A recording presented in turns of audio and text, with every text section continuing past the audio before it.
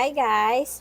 So in this video, ita-transfer na natin si Sunset at si Twilight dun sa 100 gallons na fish tank. Don't worry, na-cycle na yon. And this one, may darating tayong rancho later.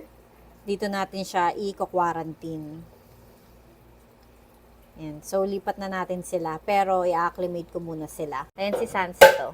Meron siyang puti dyan sa wen. Wen growth yan. So, lagyan ko muna to ng water para ma-acclimate ko sila.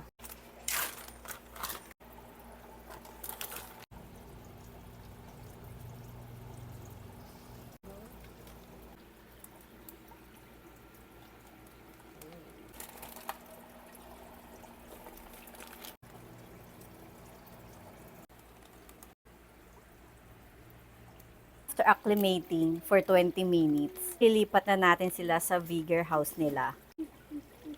Sunset!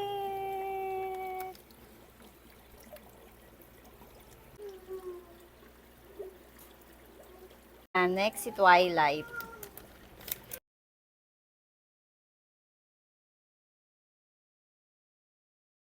So, ayun lang. Bye!